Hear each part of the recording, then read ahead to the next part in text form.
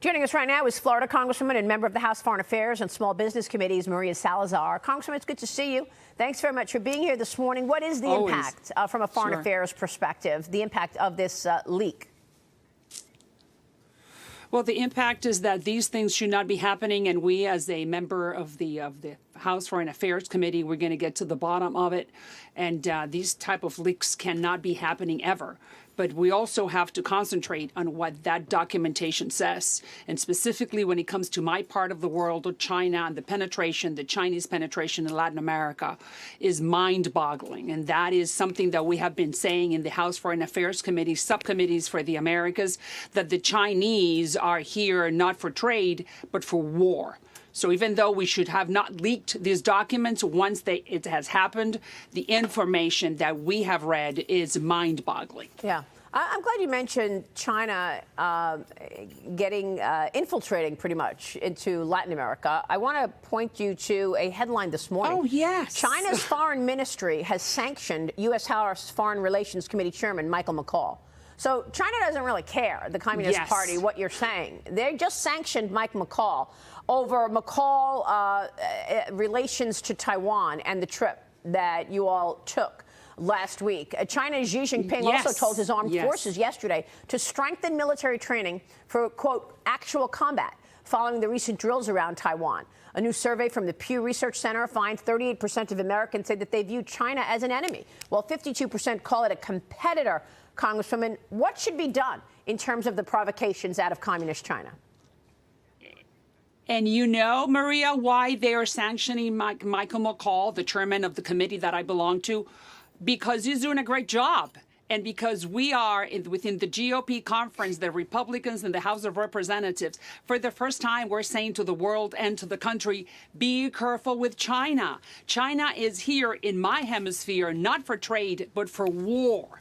And that's because Michael McCaul has given me the instructions to explain to the world what they're really doing. And let me just give you a few little details that will scare you.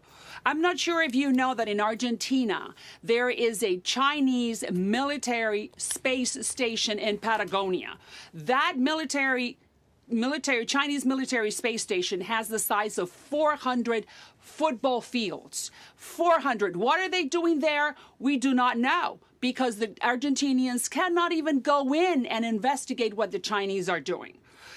President Xi Jinping has been to Latin America in the last 10 years more than President Obama, President Trump, and President Biden combined. They are lending money to Latin America, 30% of their lending. But the lending is, you know, very, very mysterious, because they're investing in utilities, in soccer stadiums. So little by little, they're penetrating because they just want to fill the vacuum that we, the United States, have created. Yeah, no, I am aware of the Chinese threat. I cover it every single day and have for several years. We have Chinese Communist Party police stations in New York. So, I mean, you know, why do we need a CCP police in New York when we have our own law enforcement? So the question becomes, what are you doing about it as an elected official? Here's one question. We know that China has most favored nation status when it comes to trade. Why does the Communist Party of China get a break on trade, leaving the United States with a deficit? As an elected official, can you vote to change that? Of course, but we have to create the laws.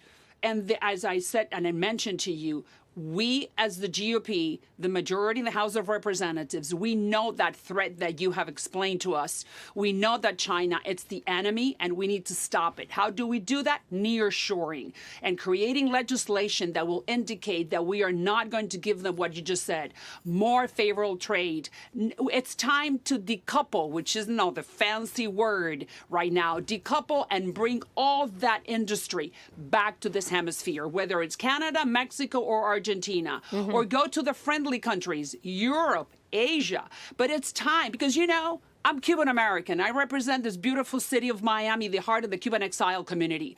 We know that communism doesn't bring anything good. Yeah, and the Chinese are communists. But, you know, corporate America seems to be funding the expansion of the CCP, investing in all these companies that are tied to the CCP military. So, I mean, is there a movement within the Foreign Affairs Committee to start making that investment off limits? Why are all these Chinese companies in our indexes? Why are Chinese companies listed on the New York Stock Exchange that don't follow the audit rules that American companies do? There's so many issues here. There are companies that are Chinese companies that are on the sanction list. Why? And why are Americans unwittingly investing in them, in effect, funding the expansion of the CCP? Will you stop it?